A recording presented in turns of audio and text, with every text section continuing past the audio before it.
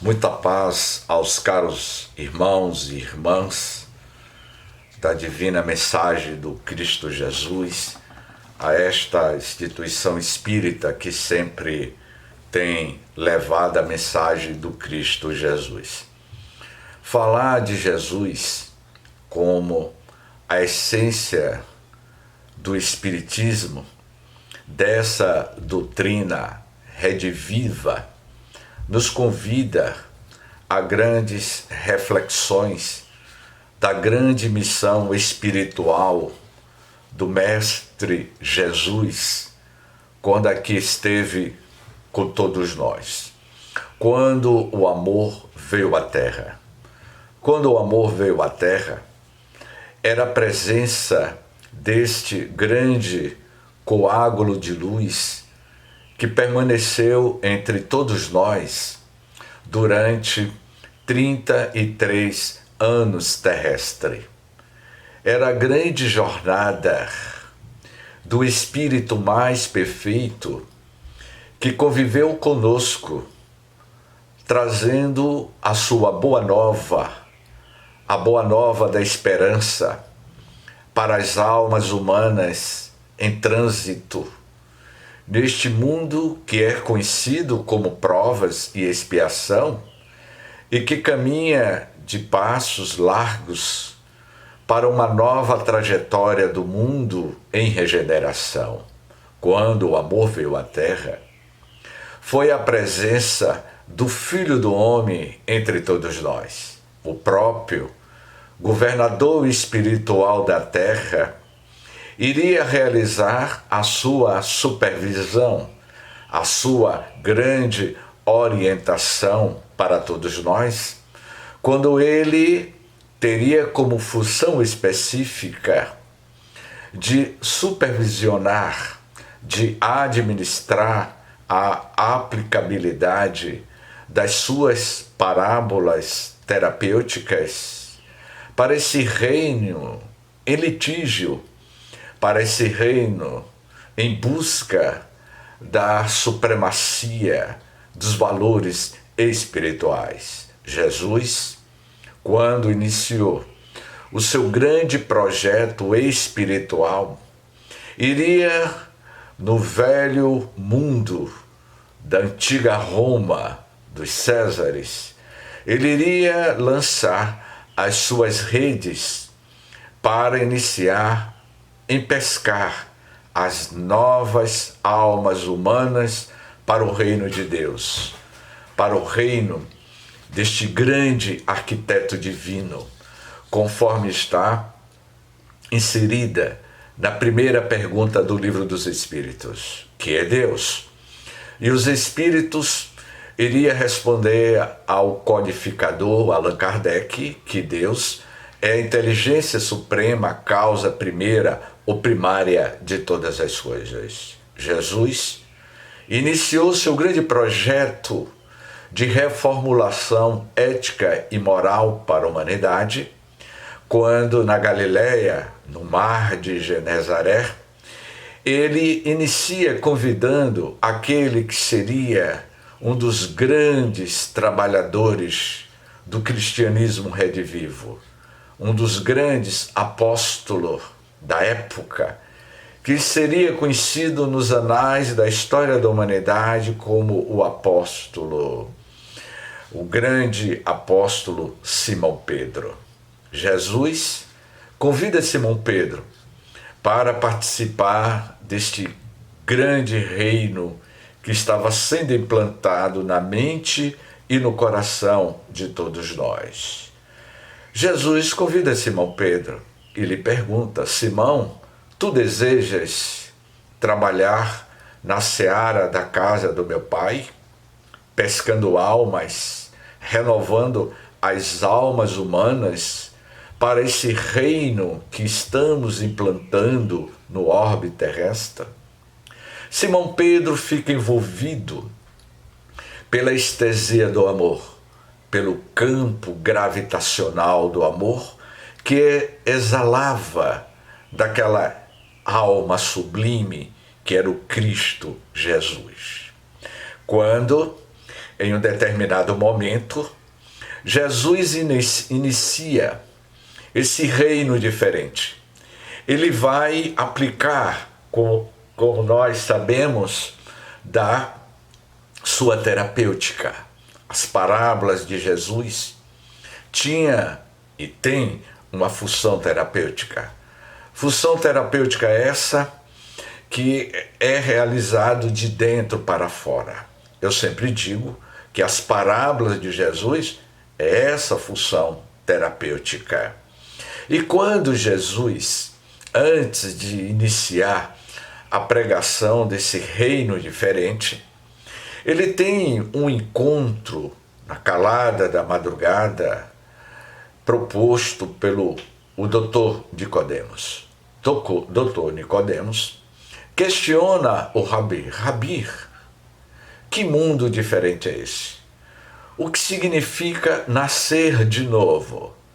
Quando Nicodemos questiona Jesus nascer de novo, é um diálogo sobre a pluralidade das existências, da lei da reencarnação.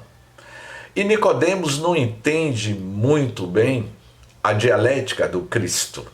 E Jesus lhe diz: se eu estou falando das coisas do mundo da terra, você não está entendendo, Nicodemos. Imagine se eu falar das coisas da paternidade divina, das coisas de meu Pai. É evidente, você não entenderá. Eu hei de vos enviar um Consolador prometido.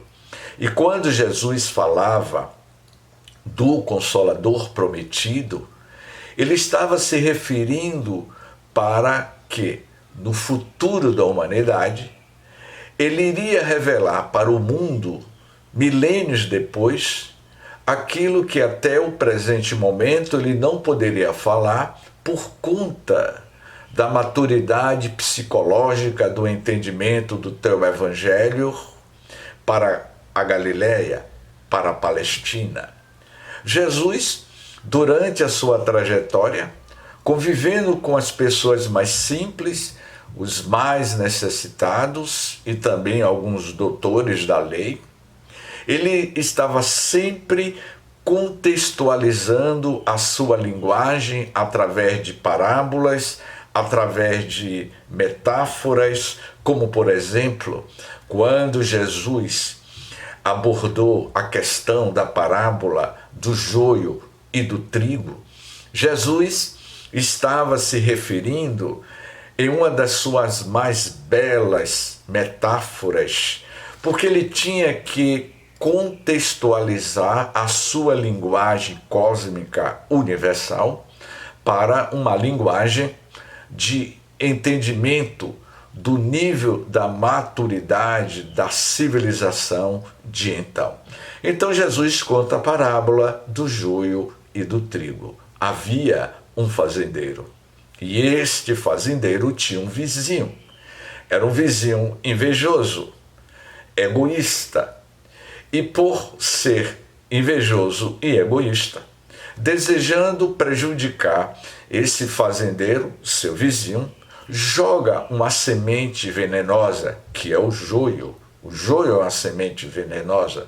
E ele joga, na calada da madrugada, esse joio na plantação do trigo desse fazendeiro vizinho. No outro dia, os empregados vão identificar que entre a plantação do joio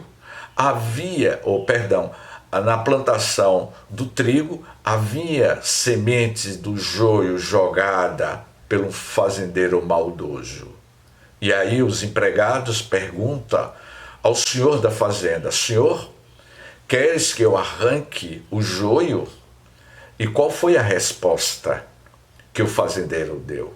Não, deixai que ambos cresçam, o joio e o trigo, porque num determinado momento haverá a seleção natural. Se eu arrancar agora, certamente eu vou arrancar junto o trigo. E na medida que ambos forem crescendo, o joio e o trigo, vamos perceber a diferença de um para com o outro. Nós sabemos que o joio é uma erva daninha, é uma erva venenosa, mas ele é muito semelhante ao trigo. O joio chega a uma altura de 1,50 m aproximadamente. O trigo chega a uma altura de 1,20 m. Eles são muito semelhantes. Um é venenoso, mas o outro é a seiva da vida. Então, quando Jesus conta esta fábula, esta parábola, Jesus está afirmando que o bom, a criatura humana ruim, convive com a criatura humana boa. Que a luz convive com a sombra simultaneamente até um determinado momento do nosso estágio. Jesus iria dizer que a seleção natural da separação do joio do trigo, da alma, das criaturas humanas, que todos nós convivemos juntos, no momento do nosso retorno à paternidade divina, ao mundo espiritual, haverá, pela questão de autoconsciência nossa, o nosso próprio julgamento. Quando Jesus se referia também à parábola da porta estreita, essa parábola da porta estreita tem, de certa forma, a essência mais pura da doutrina espírita que iria aparecer na Terra 1857 anos depois, com o advento da codificação dos Espíritos para a humanidade, o Livro dos Espíritos para a humanidade. Mas, relembrando essa relação entre as parábolas de Jesus, que é a essência mater da doutrina dos Espíritos, na porta estreita, Jesus iria afirmar também que é muito fácil adentrarmos pelas portas fartas da vida humana, as facilidades do mundo de César, a questão da forma que a gente tem de querer levar vantagem em tudo, do jeitinho brasileiro, não é? Das nossas truques, das insensatez, de querer usar a corrupção para ganhar e adquirir dinheiro fácil. Isso são as portas das facilidades do mundo de César, de falsificar documentos, de enganar o próximo para o seu benefício próprio. É a porta do mundo largo de César. Mas a porta estreita, que Jesus se referia nessa célebre parábola, é a porta da renúncia. A porta estreita é o autoconhecimento, é a sua transformação, é a valorização do espírito, vivenciando o primado do espírito na terra, buscando o seu autoconhecimento, buscando viajar para as suas moradas interiores, porque quando Jesus afirmou: há muitas moradas na casa de meu Pai, certamente Jesus se referia em 3 aspectos: as moradas dos mundos que circundam o universo. São bilhões de estrelas, são bilhões de galáxias que circunda dentro do nosso universo observável. Jesus se referia às diversidades de planetas, conforme está muito bem desenvolvido no Livro dos Espíritos, Pluralidade das Existências. Mas Jesus também se referia aos mundos espirituais, as diversas moradas do mundo espiritual, que é a nossa verdadeira pátria, a nossa verdadeira origem, é a origem espiritual. Estamos em trânsito pelo mundo material.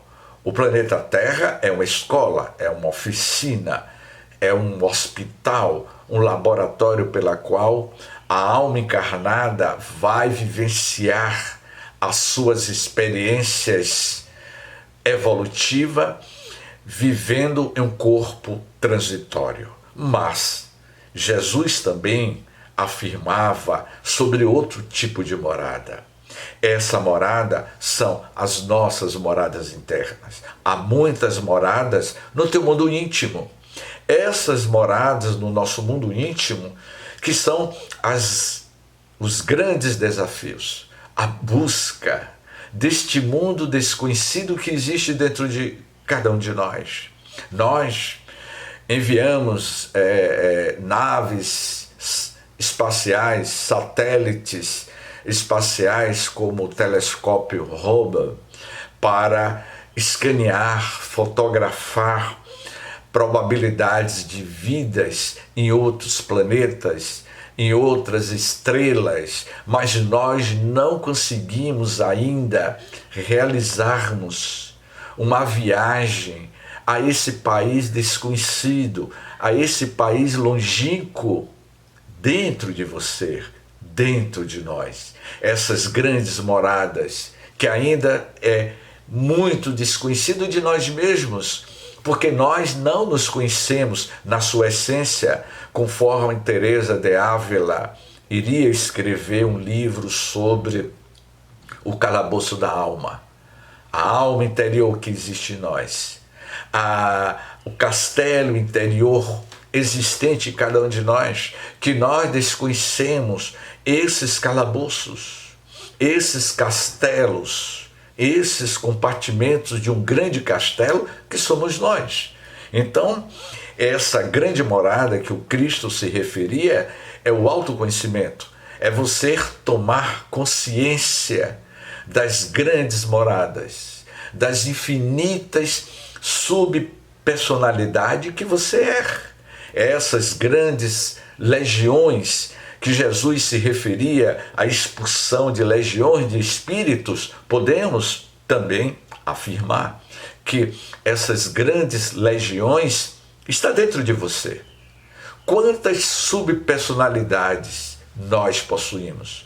Das infinitas reencarnações ao longo do tempo, na linha do tempo, quantas reencarnações já tivemos? São inúmeras personalidades, são legiões desconhecidas de nós mesmos. Então, viajar para dentro de si, nessa busca desse homem desconhecido, como Leon Denis iria afirmar no livro O Problema do Ser, do Destino e da Dor, e que ele vai falar sobre o homem, este ser desconhecido de si mesmo, porque nós buscamos entender o outro, buscamos querer descobrir ou vivenciar esse mundo de regeneração.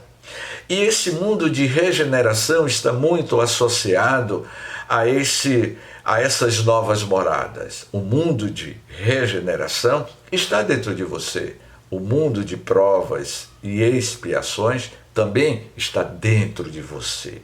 O mundo de regeneração se inicia em você mesmo. Quando você busca o mundo dessas moradas em você, você está buscando esse mundo de regeneração que se inicia em você mesmo. O mundo de provas e de expiações também está dentro de você. Falamos muito de que o planeta Terra está saindo do seu processo de mundos de provas e expiações para o mundo de regeneração. Mas há que considerar que esse mundo de regeneração se inicia em você. Você pode ser uma pessoa sem condições financeiras nenhuma, uma pessoa que mora em um casebre, mas no seu mundo íntimo ele já vive o seu mundo de regeneração. Pode ter alguém que tenha condições financeiras, more em um grande palácio, em uma grande mansão, mas vive no seu mundo de provas e expiações. Conforme a gente sempre comenta que o céu e o inferno é um estado de consciência espiritual de cada um de nós. Aonde é que está o céu? Aonde é que está localizado o inferno? Céu e inferno nada mais é do que um estado de consciência nossa, conforme o próprio Emmanuel, no livro Pensamento e Vida, Emmanuel vai dizer. O pensamento cria a vida que procuramos. Que tipo de vida nós estamos procurando? Que tipo de mundo nós estamos projetando para nós mesmos? O mundo reflete o estado emocional e psíquico de todos os seus moradores. Foi exatamente por isso que Buda, há mais de 2000 anos, ele iria afirmar: somos o que pensamos. Com pensamento, construímos o mundo. O mundo nada mais é do que a criação mental dos seus próprios moradores. Portanto, meus queridos amigos, o planeta Terra reflete o psiquismo mental de todos nós. Foi exatamente por isso que Jesus seria esse grande divisor de águas. O planeta não seria mais o mesmo quando Jesus colocou as suas primeiras pegadas na velha Galileia e na Palestina. Em um determinado momento, quando ele já estava nos últimos instantes da sua trajetória na terra, no monte do Gólgota, sendo crucificado, ele iria dizer, ele iria sintetizar a tua boa nova nesta frase: Pai, perdoa, pois eles não sabem o que fazem. Jesus falava ali, sendo crucificado entre dois malfeitores, de que a proposta do teu amor é a proposta do perdão. Perdoa, Pai, pois eles não sabem o que fazem. 1857 anos depois, com o advento do Consolador prometido, o mundo seria sacudido por uma grande bússola de orientação. O Livro dos Espíritos iria surgir na França, Paris, no dia 18 de abril do ano de 1857. 68 anos depois da Revolução Francesa, que teve início em 1789 até 1857, com o advento do surgimento do Livro dos Espíritos. A Revolução Francesa deixou cicatrizes profundas, não só na França, mas no mundo inteiro. O mundo foi sacudido com a grande Revolução Francesa. E o Livro dos Espíritos iria surgir décadas depois, 68 anos depois, para ser esse roteiro seguro. Era a revelação dos Espíritos para a humanidade.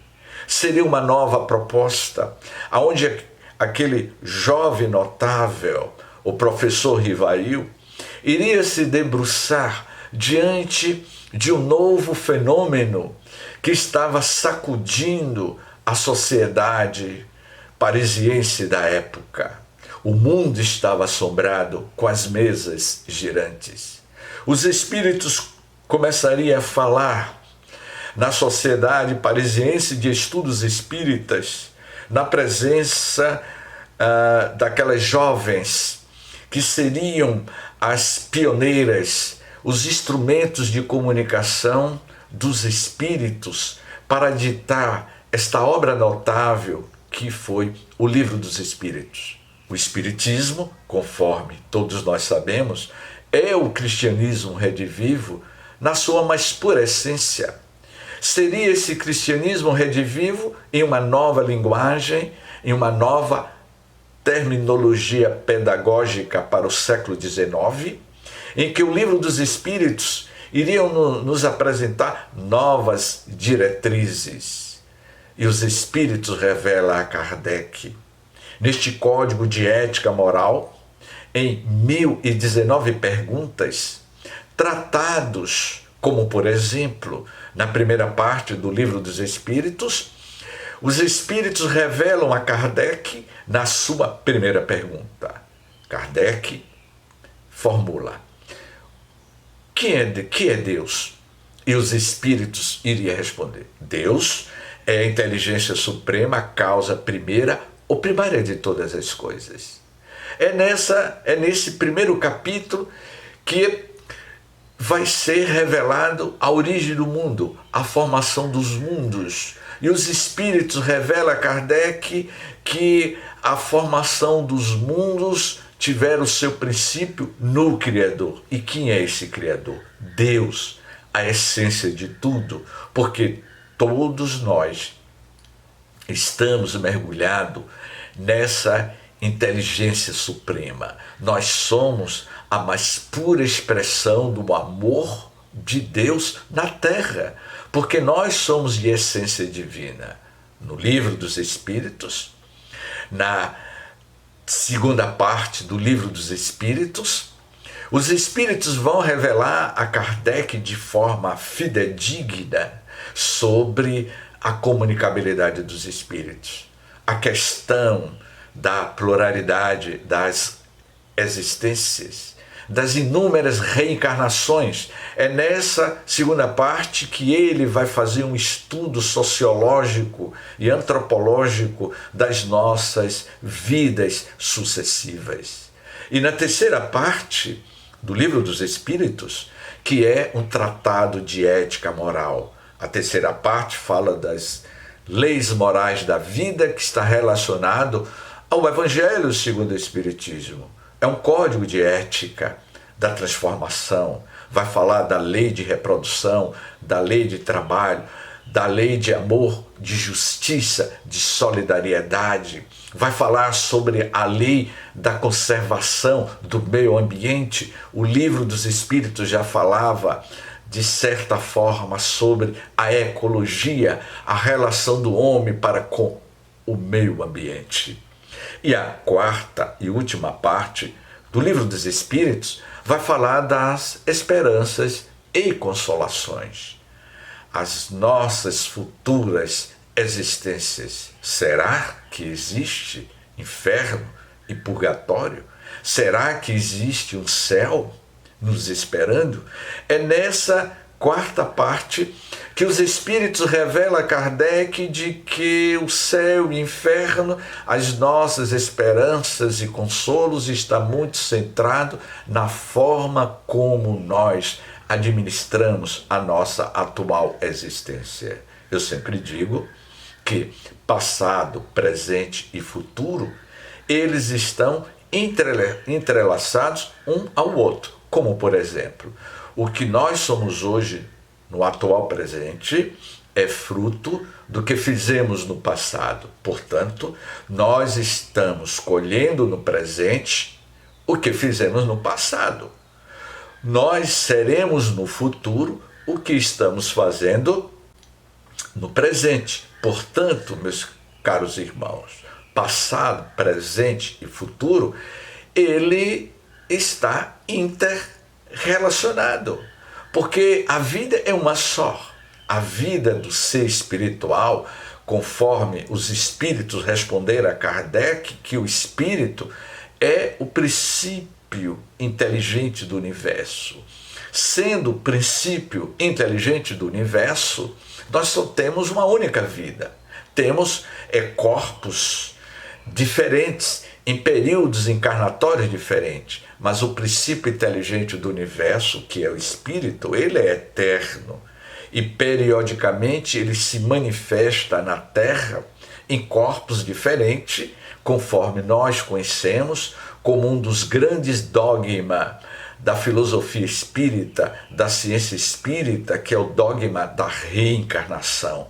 O retorno à vida corporal como instrumento de crescimento, de evolução espiritual do ser, que ainda se encontra no nível da raça humana, no estágio deste planeta que tem essa função terapêutica da elaboração, da transformação da criatura humana ainda em vida. Portanto, o Livro dos Espíritos, a codificação espírita, é essa mensagem alvissareira apresentado pelo grande governador espiritual do nosso orbe terrestre. Todos nós sabemos que o nosso planeta tem aproximadamente 0,5 bilhões de anos de evolução.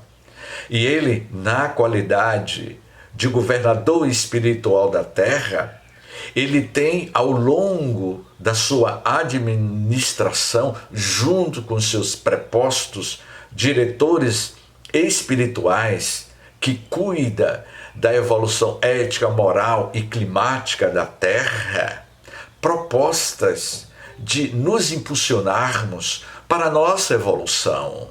Sabemos muito bem que é um grande projeto em andamento, como, por exemplo, estamos em meio a uma grande pandemia que já ceifou milhares de vidas em várias partes do mundo.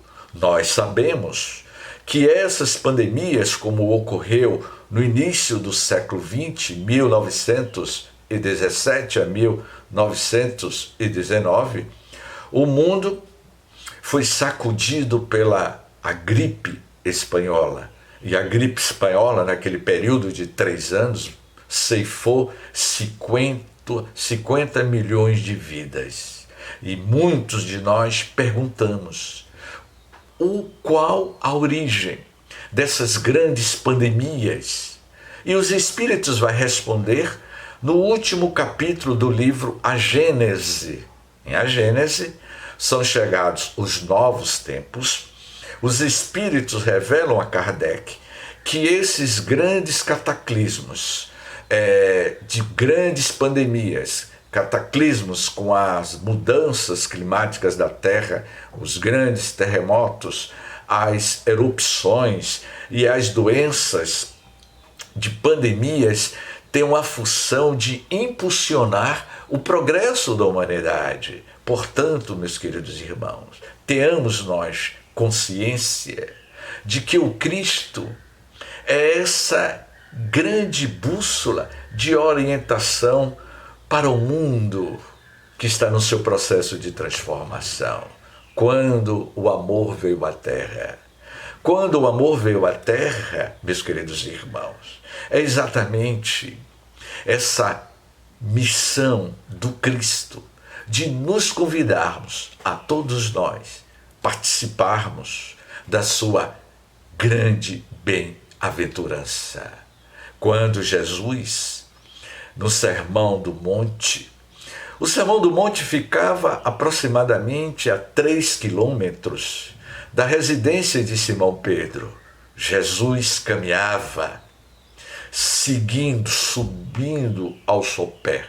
E aquela multidão que, segundo os evangelistas, havia uma multidão de 5.000 pessoas, acompanhava Jesus. E era ali no Sermão do Monte das Bem-aventuranças que Jesus iria abrir o seu verbo divino para apresentar o maior código de ética da história da humanidade, centrado nas parábolas. Dentre as parábolas que Jesus falou, ele iria dizer: bem-aventurados os puros de coração, porque eles verão a Deus. Para ver Deus, precisamos ter o coração puro.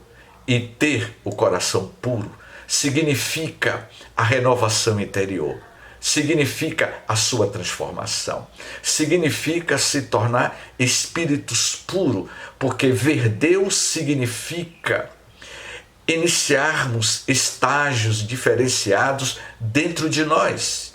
Dentro desse estágio existente dentro de nós, é uma renovação, é uma transformação, é uma constante de viagem no seu mundo interior. Portanto, meus queridos irmãos, estamos nas nossas considerações finais de percebermos que Jesus é a essência do cristianismo redivivo, dessa doutrina espírita que tem nos proporcionado, no dizer de André Luiz, os espíritas são os milionários da felicidade.